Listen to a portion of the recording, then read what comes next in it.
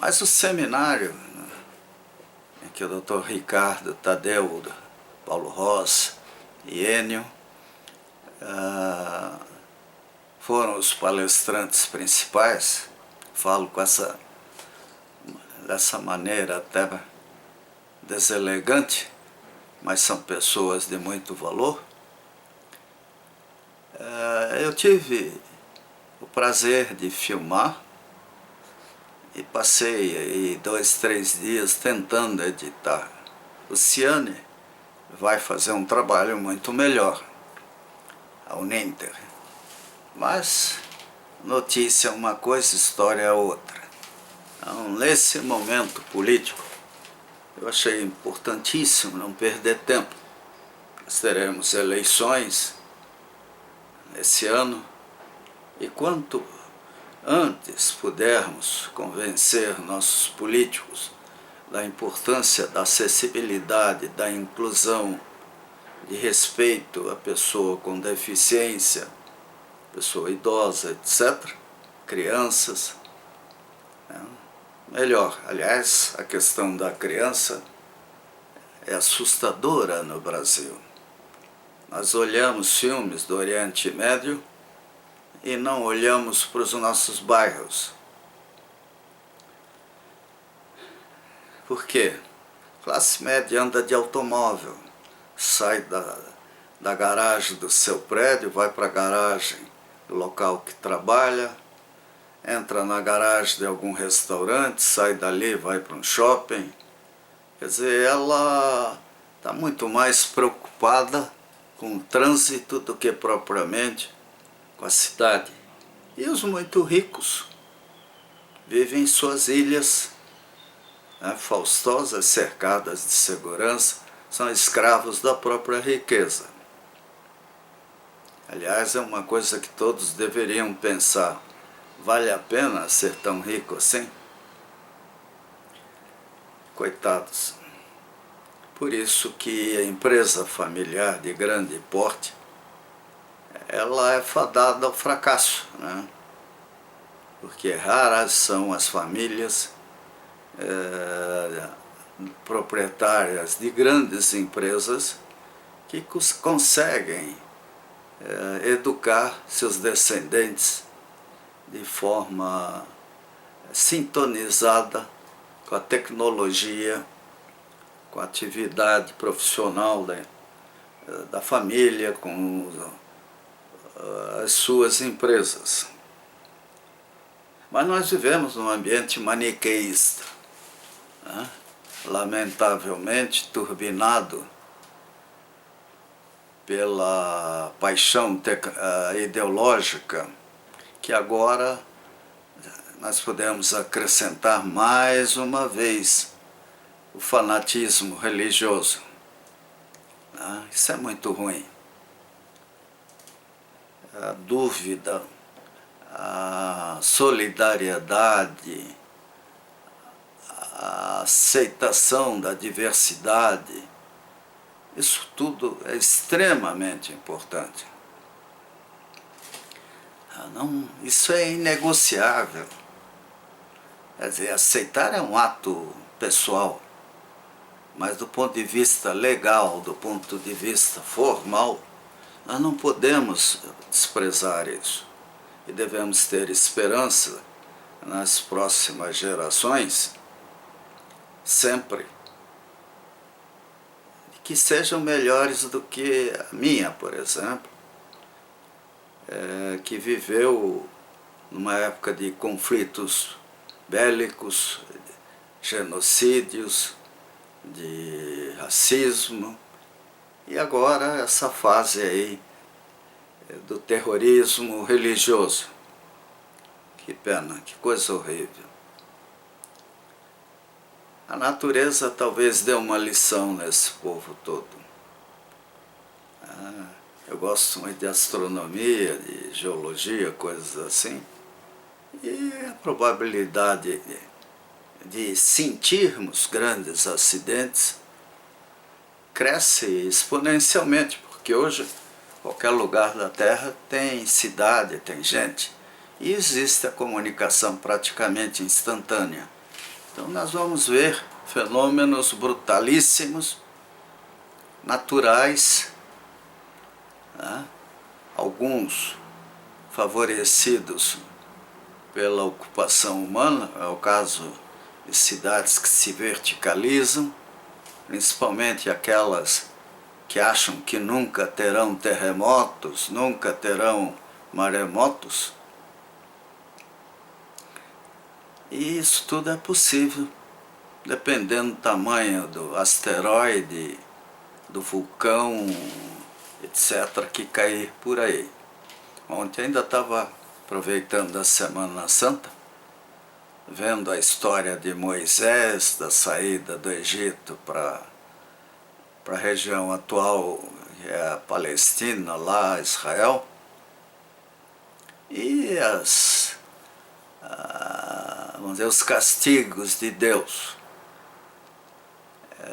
É óbvio que, como eles falavam das Bíblias proibidas, e eram teólogos que falavam, eles não trataram, por exemplo, de Santorini.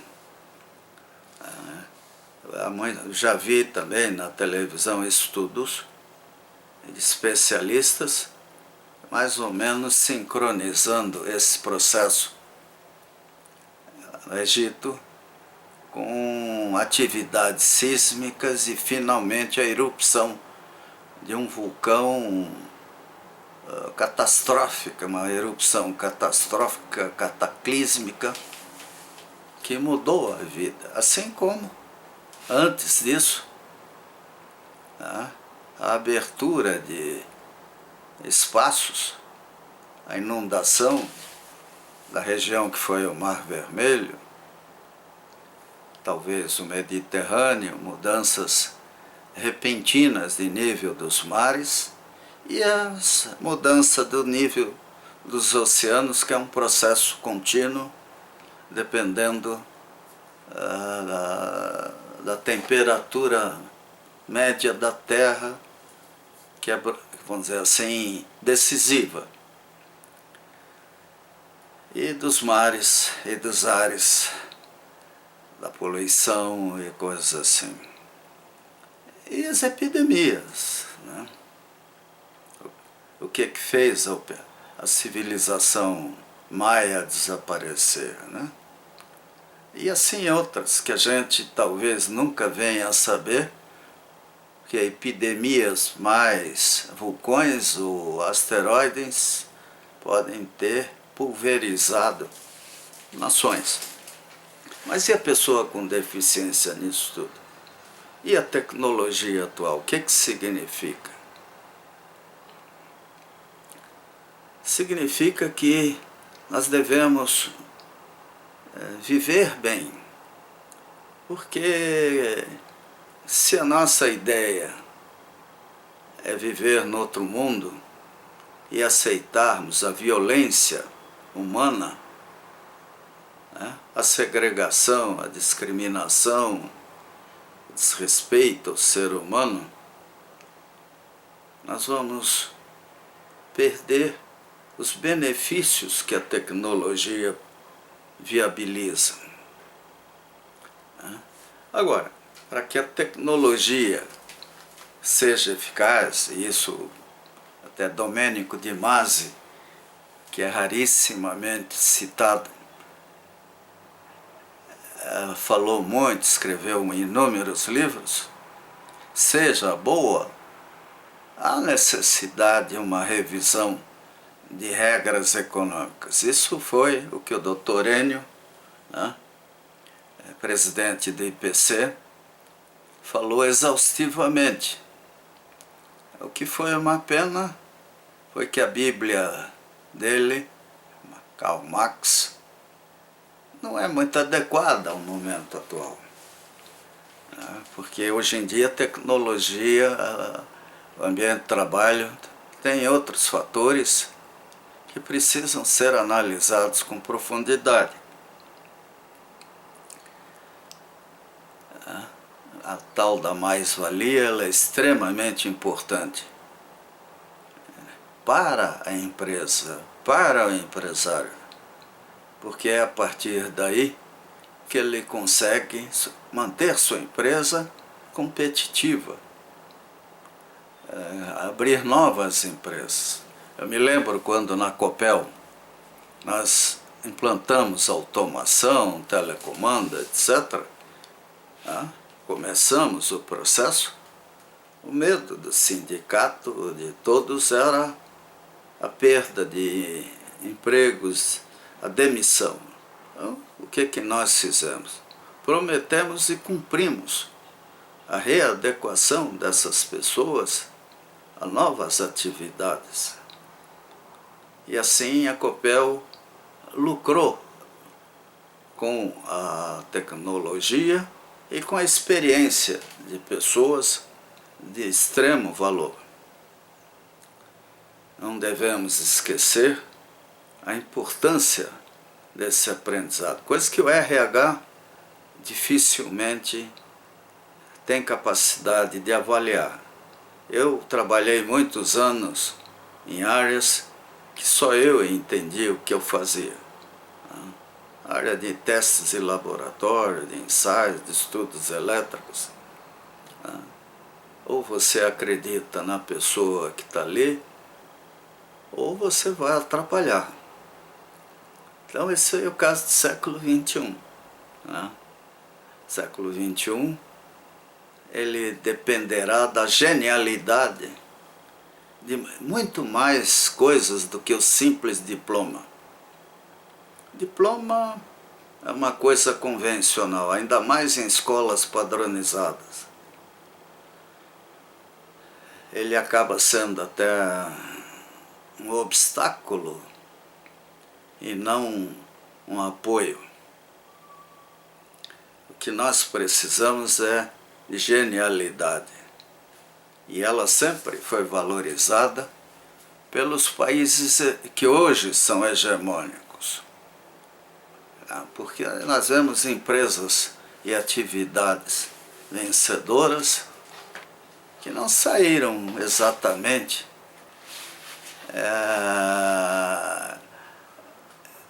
em rituais, em certificados e coisas assim. Saíram da capacidade de ver o que ninguém via, de fazer coisas contrariando o senso comum. Até porque nas escolas nós aprendemos o passado.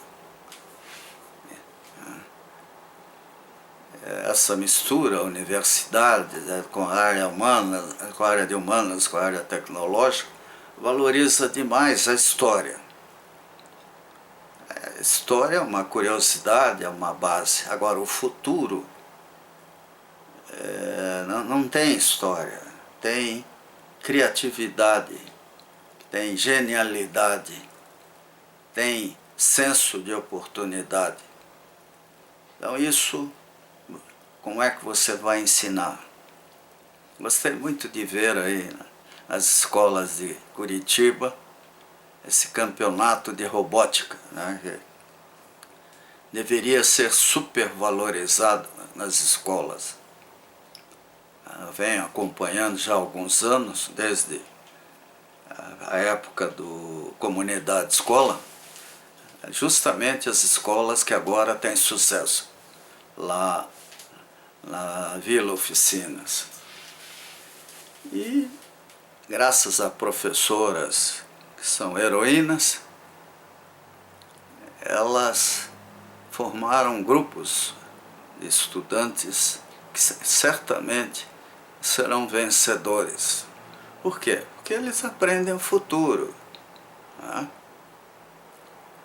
É que adianta conhecer o passado se a gente, daqui a alguns anos, não souber o que fazer com ele. É importantíssimo. Eu já fui professor de história, adoro filosofia. Mas o que eu aprendi com isso, juntando isso à engenharia, é que a genialidade, capacidade de organização é essencial a todos, inclusive as pessoas com deficiência.